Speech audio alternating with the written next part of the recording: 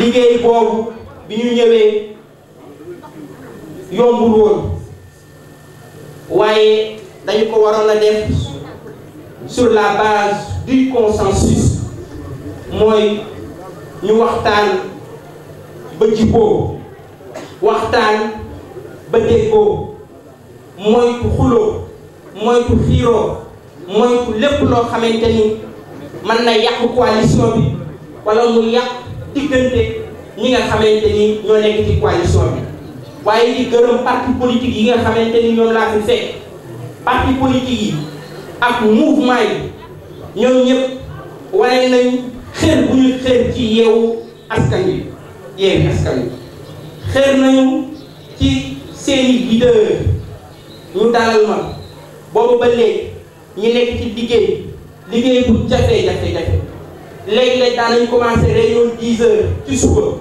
jeexal ko ay 20 heures bii julli timis daan nañ commencé réunion ci gée jeexal ko ay 1 heure du matin mais lépp ngir rek conférence des leaders yéen bi ñu am ci Thiès gis-gis bi ñu am ci Thiès ñu ma leen am déception waaye ci liggéey boobu am na ñoo xamante ni foog ma gërëm leen ndax ay doyen lañ ñu ne kon ak ñoom ci liggéey bi bokk ko ak ñun su ay rëq-rëq amaan ay jafe-jafe am ñoom doon nañu at ngir dimbali ñu am consensus parce que consensus yombul waruñu voter dañu war a waxtaan ba ñëpp jibboo kon maa ngi ciy gërëm le professeur Mamadou Mboup bu Pastef ci taxawaayam sur la construction du consensus maa ngi ciy gërëm Alioune Diop bu grand parti doyen boo xam ne taxawaayam rafet na maa ngi ciy nuyu aussi le doyen Amadou Sow du PUR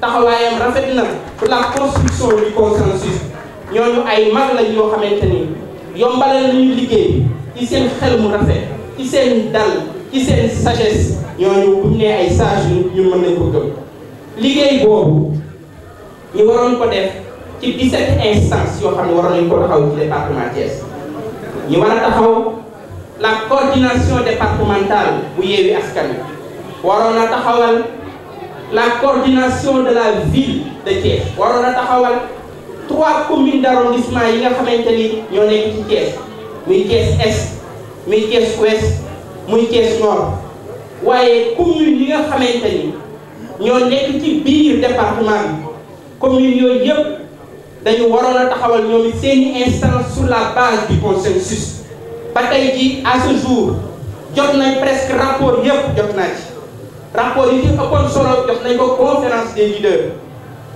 zone bu ci nekk defar nañ fa bureau dinaa ñëwaat rek du ma mën a lim bureau yi mais fu ci nekk rek kañu tab muy coordonnateur bi jiite ko ñi nga xamante ni moo war a jiite liggéey bi dinaa ci ñëwaat kon au niveau du département de Thiès ñun ñëpp d'accord nañ ci ni le département sera coordonné par Moustapha Mbaye du PUR. Moustapha Mbaye du PUR moo jiite le département Moustapha Mbaye du PUR di jàmbaar waaw ci taxawaayam ci liggéey bi ak pas-pas Moustapha. Thiès ville ñu ngi koy dénk docteur Babacar Diop.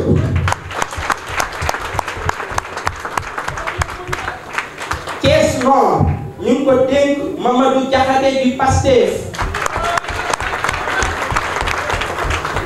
Thiès Est ñu ngi ko dénk Abdoulaye Sall FSDBJ mooy coordonnateur. Thiès Ouest El Hadji Abdou Wade grand parti mooy coordonnateur. Fandène Jean-Noël Ndion grand parti mooy coordonnateur. Kayar Abdou Aziz Bey bu PUR mooy coordonnateur. Kër Moussa Cheikh Ahmed Tidiane Ciss bu Pastef mooy coordonnateur. Khombol Cheikh Sow mooy coordonnateur. Ndiéyène Sirakh Ibrahima Sène bu Pastef mooy coordonnateur. Ngoundiane Yacine Sène Taxawu Sénégal mooy coordonnateur. Pout Babacar Diallo bu PUR mooy coordonnateur. Rasek Pape Abdoulaye Dione bu FDS mooy coordonnateur. Thiénaba Mansour Dieye bu PRP mooy coordonnateur. Touba Toul Fallou Faye bu Pastef mooy coordonnateur. Diender Amadou Mbaye bu Grand Parti mooy coordonnateur. Noto Moussa Ndiaye bu Pastef mooy coordonnateur. liggéey boobu lañu conférence des leaders dénkoon ñu taxawal les instances dans le département et dans les différentes communes ci département Thiès. kon jàpp naa ni ñun li ñu dénkoon matal nañ kon ñi ñu dénkoon liggéey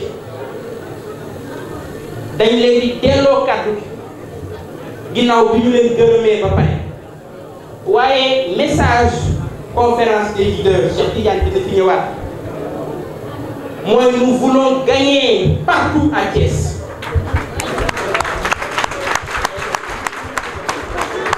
Nous voulons gagner dans la ville, mais aussi nous voulons gagner dans toutes les communes de Thiès.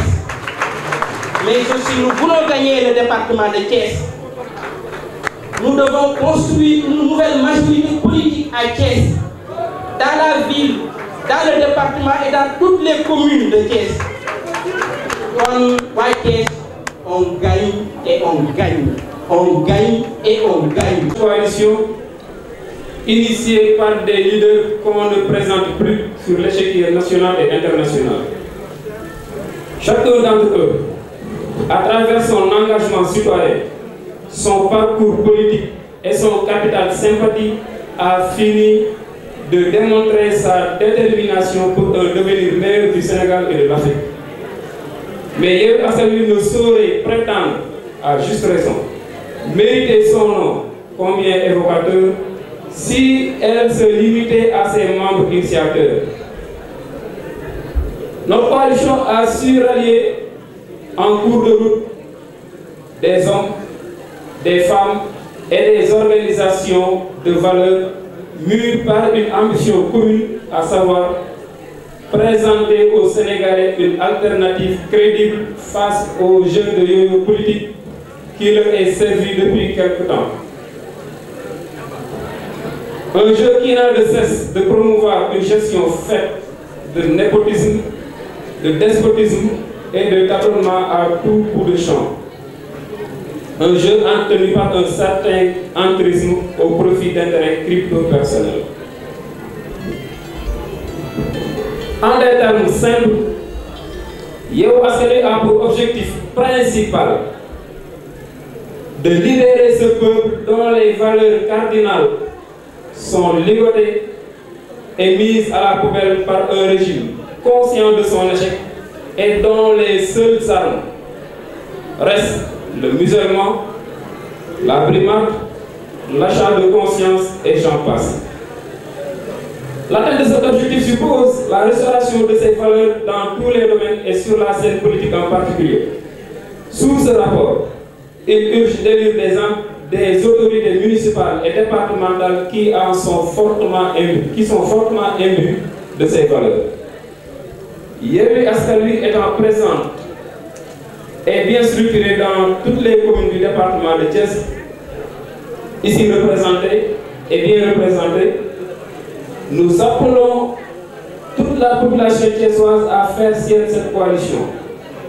Nous l'appelons à lui accorder son vote massif pour une gestion locale de qualité ayant pour seul sacerdoce de servir et non se servir, de libérer et non d'asservir, de faire émerger et non d'enfoncer. Il s'agit là d'un chantier qui requiert l'implication de tous ceux qui partagent avec nous ces ambitions, qu'ils soient de la société civile, d'un parti politique ou des citoyens indépendants avertis. Nous leur tendons tous la main pour relever ensemble ces défis qui nous interpellent. Allons au chevet d'une population thiessoise vivant sous un environnement agressé au quotidien par une insalubrité de plus en plus inquiétante. Allons au chevet d'une population dont l'éducation et la santé ne semblent point constituer une priorité pour les dirigeants. Allons au chevet d'une population dont la jeunesse désœuvrée et mal encadrée peine à trouver son salut. Allons au chevet d'une population dont les acteurs culturels sont victimes d'une mauvaise politique locale. Allons au chevet d'une population où la politique de l'inclusion sociale se cherche encore. Enfin, allons au chevet d'une population où l'aménagement du territoire et la gestion du foncier sont sources de divers conflits. Face à tous ces maux, dont l'énumération est loin d'être exhaustive, Yewwi Askan Wi se veut donc une alternative crédible pour trouver des remèdes appropriés dans une dynamique participative et inclusive. Tout ceci repose avec acuité l'enjeu des élections locales à venir. Car relever un tel défi commence par contrôler les collectivités territoriales que sont les municipalités et le conseil départemental. Ainsi, consciente de la particularité de cet enjeu pour Thiès, dont la place dans la vie politique du Sénégal n'est plus à démontrer, Yewwi Askan Wi mesure à sa juste valeur l'ampleur du dessein tout en restant optimiste, puisque sachant pouvoir compter sur une synergie d'ensemble avec toutes les forces vives du département. En somme, au soir du 23 janvier 2022, nous prouverons par la grâce du Seigneur et l'engagement citoyen de tout un chacun que Thiès n'est point le titre foncier de Mbourou ak Sow, comme ceux qui m'ont précédé l'ont signalé, que Thiès reste un terroir de jom, de faïda et de fit, enfin que Thiès reste encore avant-gardiste dans tous les combats au service de la nation. Je vous remercie.